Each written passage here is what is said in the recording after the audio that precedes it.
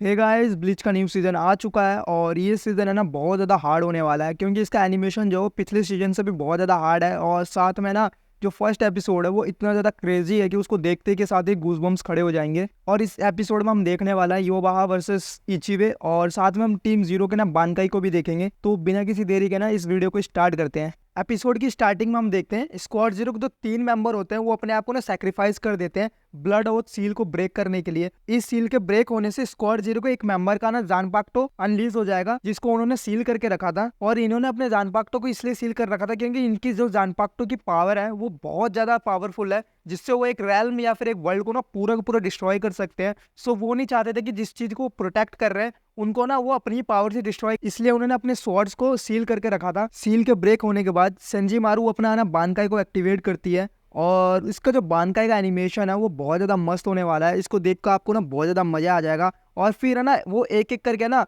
हर एक क्विंसी को ना ट्रैप करती है। सबसे पहले वो यूज करती है अवेंडेंट ब्लूमिंग ऑफ आइस, जिससे ना जो शार्प शूटर होता है वो अपने आप को ही गोली मार लेता है। और उसके बाद हम देखते हैं आर्मर ऑफ ब्लेड स्टील। फिर हम देखते हैं बॉयल्स ऑफ ब्लैक सैंड। और ये जो बॉयल्स ऑफ ब्लैक सैंड है ना इसमें एक है ना सैंड का दलदल टाइप से आ जाता है जिसके अंदर है ना ओपोनेंट है ना धस जाता है। फिर हम फोर्थ देखते हैं फ्रीजिंग बैड लिनेंस और इसमें जो ओपोनेंट है तो पूरा फ्रीज हो जाता है। फिर हम फिफ्थ देखते हैं बर्निंग फील्ड्स और यहाँ पर जो भी ओपोनेंट के सराउंडिंग्स एरिया होता है ना वो पूरा का पूरा जल जाता है और ओपोनेंट तब तक जलता रहता है जब तक वो ना पूरा एस में कन्वर्ट ना हो जाए। उसके बाद हम इसका ना सिक्स्थ अटैक देखते हैं star of the dark night. यहाँ पर उरियो पर ये अटैक होता है और उरियो यहाँ पे शायद से अपना ना कॉन्शियसनेस खो देता है। यहाँ पर हमें दिखाया नहीं जाता कि कोई मरा है या नहीं, बस यहाँ पर ऐसा लगता है कि ना सारे के सारे जो एनिमी है क्विंसीज है वो ट्रैप हो गए हैं। इसके बाद सीन शिफ्ट होकर योबाहा और इचिबे पर जाता है जहाँ पर इचिबे अपने बानकाई इचिमोंजी को अनलीज करता है और बोलता है मेरी जो पावर है वो ब्लैक है। इस वर्ल्ड में सोल रिपर्स हो या क्विंसी हो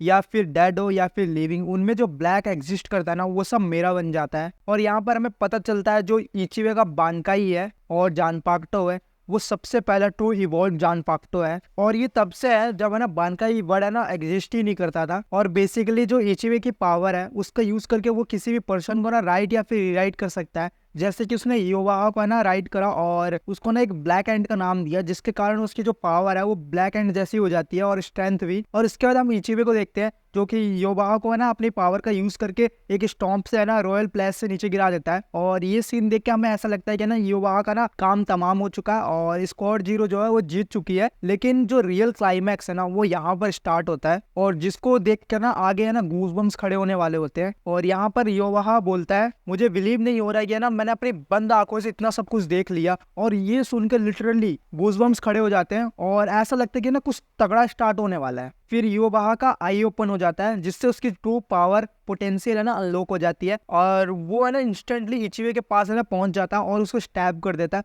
और ये देख के ना इचिबे पूरा का पूरा शॉक हो जाता है और बोलता है कि ना ये अभी तक जिंदा कैसे है। उसके बाद हम देखते हैं इचिबे ने जो ना योबाहा को नाम दिया है ब्लैक एंड वो वैनिश होना स्टार्ट हो जाता है। और इसके बाद हमें रियल गूज़बम्स आने लगेंगे क्योंकि यहाँ पर जो हमें पता चलेगा वो बहुत ज्यादा तगड़ा होने वाला है। जो अपना योबाहा है वो है ना कन्फाइंड क्विंसी किंग है और इसने अपने पल्स को ना 900 साल के बाद रिगेन करा है और अपने जो माइंड है उसको 90 साल के बाद और साथ में अपने जो ट्रू स्ट्रेंथ और पोटेंशियल जो पावर है उसकी उसको 9 साल के बाद रिगेन करा है। और वो अब तक जो भी कर रहा था जितनी फाइट थी जो भी थी वो अपने ना ट्रू पोटेंशियल से नहीं कर रहा था, ट्रू पावर के साथ नहीं कर रहा था, वो अपनी आंखें बंद करके फाइट कर रहा था। और अब है ना उसकी जो पावर है पूरी तरह से अवेक हो चुकी है। और हमें यहाँ पर योबाहा की पावर का पता चलता है योबाहा अपने आई पावर से जो भी देखेगा वो सेम पावर यूज करता है ना उसको कोई मार नहीं सकता। और यहाँ पर इचिबे जो होता है उस पर अटैक भी कर रहा होता है और इस चीज को ना अपने योबाहा बस स्टैंड होकर डॉज कर रहा होता है, मतलब अपने आई से देख रहा होता है जिसके कारण ना इचिबे का कोई भी अटैक उस पर वर्क नहीं कर रहा होता है। और फिर हमें पता चलता है जो क्विंसी किंग का पावर है उसका नाम ऑल माइटी है। योबाहा के पावर के अवेकन के बाद उरियो का ना कॉन्शियसनेस भी वापस आ जाता है और वो दोबारा से सेंजीमारू से ना फाइट करने लग जाता है। लेकिन यहाँ पर है ना सेंजीमारू उसे दोबारा से ट्रैप कर लेती है और उसके नेक में एक नीडल से स्टैब करती है। फिर दोबारा से सीन इचिबे और है ना योबाहा पे आता है जहाँ पर इचिबे योबाहा को बोलता है तुम्हें अब योबाहा के नाम से कोई नहीं जानता है और तुम अब एक ना ब्लैक एंट हो। और यहाँ पर इचिबे ना योबाहा की पावर को बहुत ज्यादा लाइटली ले लेता है और उसके बाद है ना वो एक रिचुअल को ना परफॉर्म करने लग जाता है। अपने ब्लैक पावर को यूज करके, और रिचुअल के कारण ना जो आसपास की सराउंडिंग्स होती है उसकी, वो बिल्कुल ब्लैक एंड व्हाइट्स में कन्वर्ट हो जाती है, और वो दिखने में ना बहुत ज्यादा हॉरिफाइंग और क्रीपी रहती है। और ये जो रिचुअल है ना वो भी दिखने में बहुत ज्यादा हॉरिफाइंग रहता है, लेकिन उसको सुनने में और देखने में बहुत मजा आ रहा होता है। और रिचुअल के खत्म होते ही वो फुतेन ताइशित्सु रियो का यूज करता है और युवा पर ना अटैक करता है, लेकिन युवा अपने आई की पावर के कारण उस अटैक को प्रिडिक्ट कर लेता है और उसको डॉज कर लेता है। ये देख के ना जो वहां पर अपना इचिबे होता है वो पूरा का पूरा शॉक हो जाता है और उस पर ना फिजिकल अटैक करता है। लेकिन यहाँ पर सबसे तगड़ा गूजबम्स और एक तरफ से ना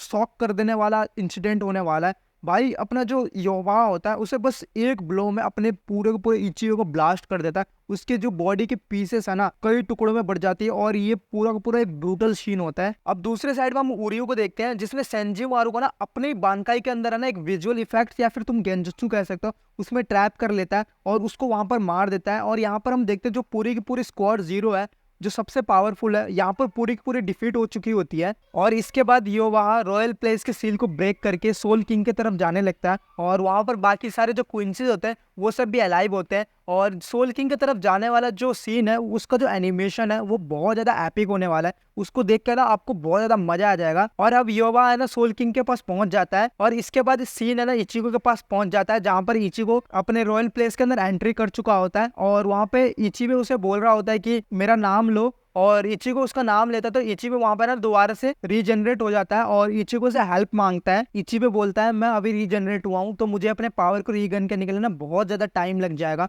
और सोल किंग को बचाने के लिए ना कोई दूसरा बंदा भी नहीं है, तो मैं चाहता हूँ इचिगो तुम है ना सोल किंग को बचाओ, क्योंकि जो सोल किंग है ना वो वर्ल्ड की है और अगर सोल किंग मर जाएंगे तो जो बाकी 3 वर्ल्ड है वो है ना पूरा का पूरा डिस्ट्रॉय हो जाएगा। और ये सुनकर ना इचिगो हाँ बोलता है और सोल किंग की तरफ जाने लगता है। और फिर हम है ना सुनसुई को देखते हैं जो कि आइजन के पास गया होता है भाई। और ये सीन देख के ना गूज़बम्स लिटरली खड़े हो जाते हैं और है ना माइंड है ना घूम जाता है कि ये बंदा आइजन के पास क्यों गया है, क्या उसे आइजन से हेल्प चाहिए, और अगर इसने आइजन को गलती से छोड़ दिया तो ये तो पूरा का पूरा वाट लगा देगा सोल किंगडम की भाई और सोल रिपर्स की भी और पूरे वर्ल्ड की। तो हमें ना अभी सस्पेंस में डाल दिया है और जो नेक्स्ट एपिसोड होने वाला है वो भी बहुत ज्यादा क्रेजी होने वाला है, तो देखते हैं भाई नेक्स्ट एपिसोड में क्या होता है। और इसके बाद हम देखते हैं योबा सोल किंग को ना स्टैब कर देता है और उसको फेयरवेल बोलता है और यहाँ पर हमें पता चलता है कि जो सोल किंग है वो योबा के फादर है। और इसके बाद जो ये एपिसोड है यहीं पर एंड हो जाता है। और इस एपिसोड ने ना इतना ज्यादा सस्पेंस क्रिएट कर दिया और इतना माइंड घुमा दिया है कि जो नेक्स्ट एपिसोड आएगा ना उसी में हमें सब कुछ पता चलेगा और ये सस्पेंस भी खत्म होगा। सो देखते हैं कि जो नेक्स्ट एपिसोड है वो कितना ज्यादा क्रेजी होने वाला है। अगर आपको वीडियो पसंद आई होगी तो प्लीज वीडियो को लाइक करना, शेयर करना और चैनल को सब्सक्राइब करना। Thank you guys.